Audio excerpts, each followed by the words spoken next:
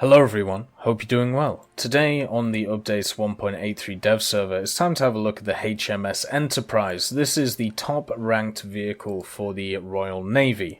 It is a battle rating 5.0, a rank 4 light cruiser, and it is what you will be aiming for as the pinnacle of the Royal Navy, at least for now. So with that said, what the armament is on the HMS Enterprise is 152 dual cannons, so at the front here you can see that, and then 5 152mm cannons, 3 4-inch QF Mark 5s, 2 40mm 2-pounder quad cannons, and then 6 20mm Oerlikons on top of 6 20mm Oerlikon Mark II cannon duels, and then 8 steam turbined Mark V torpedoes. So I think it's safe to say you don't want to go anywhere near this thing when it comes to an aircraft. If anybody has any crew skills in the areas of gunners, when it comes to AA caliber reload speed, AA gunner, AAA gunner accuracy, auxiliary gunner accuracy, you're gonna get annihilated. It ain't even a question. It's also got what looks like to me a OS2U on the back of it. I think it might not be an OS2U because it looks slightly different because of the this bit here. I can't remember exactly which one it is, but maybe it would be cool to get some scout planes up in this hizzy at some point. So anyway, let's have a look at the armor that's on the HMS Enterprise. It is a little bit complicated, so you have this front part here of 38.1mm. You have this little part here, which is 57.15, and I believe the reason why that's there is to try and keep the ammo storage from going boom. There's also the fuel tanks here as well, so you've got extra armor on the ammo storage on the front. You also have this belt of 76mm thick armor, which is incredibly thick for a machine of this tier. Then you have 25.44 pieces of armor, which seem to be between the components, so this means if one component goes, I'm guessing the other components won't just follow suit.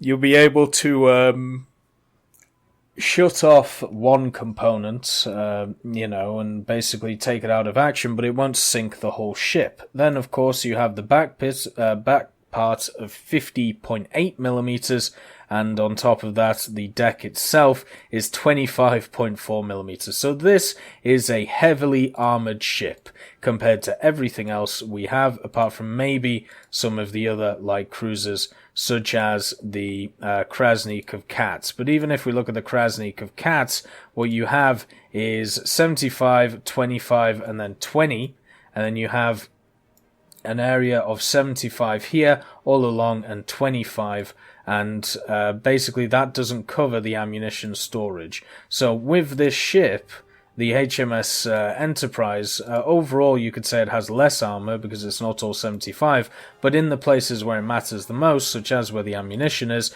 it is definitely stronger. When we look at what this machine is made out of, I just want to say the model here, the HMS Enterprise in War Thunder right now, looks absolutely stunning. The people who have worked on this have made a amazingly detailed model. The HMS Enterprise, this is it when it doesn't have anything showing. Obviously you have the armor stuff right here, and then the X-ray. Look how complicated this looks, and look how beautiful it looks. You have to appreciate how amazing the designers, the creators, the people who have put this all together, the amount of effort that has gone into it and the work that has gone into it. It just looks absolutely stunning. If you were a fan of naval stuff, you must be absolutely loving these ships that are coming out of Gaijin right now.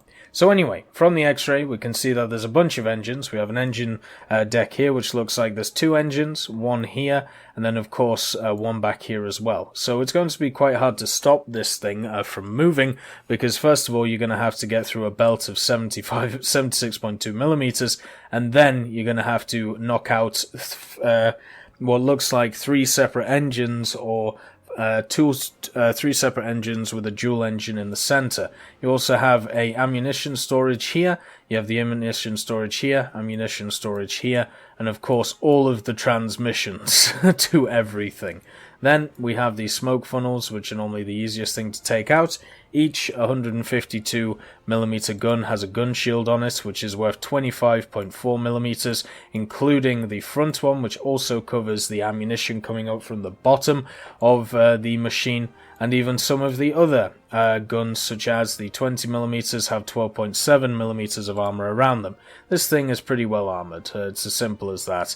The torpedoes are actually in an interesting place, so if we zoom in here, we'll be able to see them. You can see them in this little crevice, and what this is there are 8 torpedoes on board, steam turbined Mark V torpedoes, and what this means is they actually come out of the little area that they're in 4 at a time. So 4 on the right hand side, 4 on the left hand side here. So if you do want to shoot one side, you don't have the same thing as the Hider, where the Hider can kind of flip its torpedoes completely around its torpedo launchers. The Enterprise can only go half-seas, so you can only have 4 torpedoes pointing at one side at one time. You cannot have the whole collection of 8. So it's kind of a little bit misleading, but it is 8 overall. It's just you're never really going to use 8 in one instance unless you are completely surrounded when it comes to it. Modifications wise, one of the interesting things is this here.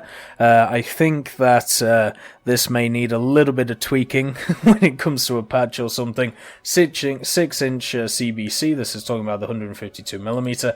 You start off with HE, which pens 50, which is pretty good. 6 kilograms of explosive mass. That is deadly. Then you have the 6-inch CPC, the APHE, which pens 217. So it doesn't matter how much armor the Krasny has, the HMS Enterprise is going to puncture it, and it's going to puncture it hard. 3.4 kilos of explosive mass in those, and then the 6-inch CPBC. So since this is APHE, I've got a feeling this is APHE BC, or APC BC. With that said, 246mm once again, and it has a muzzle velocity of 853 meters per second. Projectile mass of 45 kilos, which is exactly the same as the 6-inch CPC. With that said, there are also other guns, as I talked about before. The 102mm is in reference to the 4-inch QF Mark V. This starts off with once again HE, but if you get this modification here, you unlock AP, which pens 225. Obviously, in the battle, it depends what you're using it for. Do you want it to kill ships? Do you want it to kill planes? You'll have to make the value decision on which type of ammunition you want from it and what you want it to do on the battlefield. Unfortunately, the 40s and the 20s are not able to change belts, but they do get a HEF on the 40s, so could be better. I would prefer some AP on them. And then for the 20s, you get HEI and APT, so at least there's a good mix there. Overall, what you're getting out of this ship is a hell of a lot of firepower and a lot of damage coming out of those guns. How it matches up against the other light cruisers, for me, generally what we're looking at is some very interesting fights, or at least hopefully some very interesting fights between the light cruisers, but these things should absolutely annihilate the destroyers. The main advantage of the HMS Enterprise, which I'm going to show here, is its speed and maneuverability. So we're in realistic battles, and the customization, there's no skins or anything for this, which is very sad to see. What we're going to do is just let these things open up on this poor S38 over here, just to show the damage that can be caused by all the guns. It's also really pretty as well, you know, with all the lasers. And good night. It was nice knowing you. Let's just get it to shoot at the plane, because screw it. Getting up to 42 kilometers an hour is very easy for this thing, and getting up to 70 is even easier. Look at all of those tracers. I love it how you can see it on the sea as well, with all the lights and everything. So yeah, good luck any machine getting anywhere near this when it's in an aircraft. Remember, this is with 0 crew skills, so you can see the maneuverability of this light cruiser is actually quite good. It turns pretty well, it has a nice, good turning circle to it, and because of that, it means that it should be able to avoid torpedoes at a decent rate. Now, let's show you the torpedoes. So you can see on the side here, where I talked about the torpedoes before, whoop, don't really want to go there, but you can see kind of in the center how it's poking out right there. Now, as you can see, as you turn around to the other side, the torpedoes go in and all you have to do is just kind of aim them to a certain area and fire them off. So that is how these work. As I said, 4 per side, so you don't have a ton per side, but you have enough, and that is the main thing. The 120mm, obviously getting them all on target at once is not 152mm, sorry, it's not always the easiest thing to do, but you definitely want to get that full battery on the front on target as soon as you can. So we're just going to update the distance, 800. Let's just put a big shot in.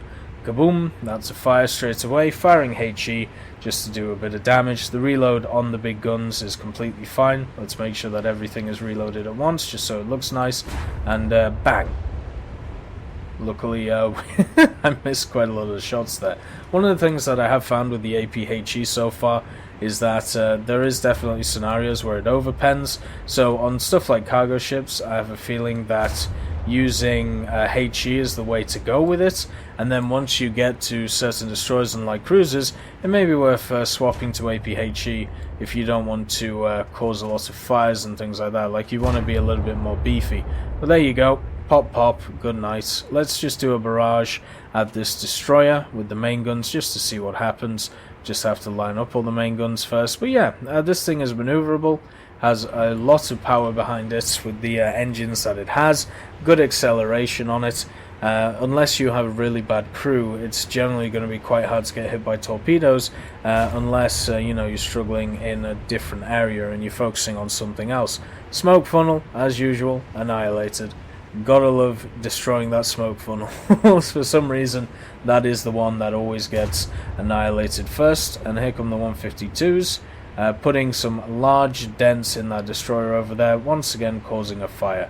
And that seems to be the main use of these HE. That's why I prefer the APHE and APCBC, because what I can do is, instead of just causing fires, I can just make things go boom by hitting the ammo storage, which is a hell of a lot of fun, to be honest with you. So let's just set up the APHE shots and see what we can do. You can see the massive holes that are in the side of that destroyer, by the way, can't you?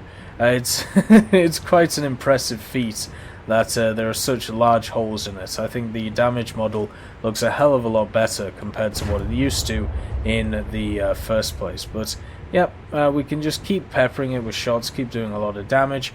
We can also fire torpedoes if we feel like it. You know, there's a lot of stuff that we can do right now in order to just absolutely massacre this destroyer. And he can do the same with us, but overall we should be able to beat him with firepower. So let's just line up the torpedoes if we want. The torpedoes have a slight delay, you can put them away from each other, so unfortunately you can't spam them if you wanted to, so you have to wait a little bit, but I think that's probably the proper way to do things anyway. And there we go, there goes the compartment. Something's just blown up. The compartment, engine room and smoke funnel have just blown up, so that's not looking good for this destroyer. It's also got a bunch of torpedoes going towards it. The sound of the 152mm is something to be incredibly afraid of. I can't wait to hear them from a few kilometers away while I'm getting my stuff handed to me in stuff like the Haida. But this really is going to be a fun ship. The light cruisers in general are very fun to use, but now we have another one in the midst. It's going to be interesting to see how they all line up against each other. Overall, I'm really happy to see this machine in game. I hope the Enterprise does well in general, and I'm looking forward to seeing it match up against the other cruisers. I'll see you next time.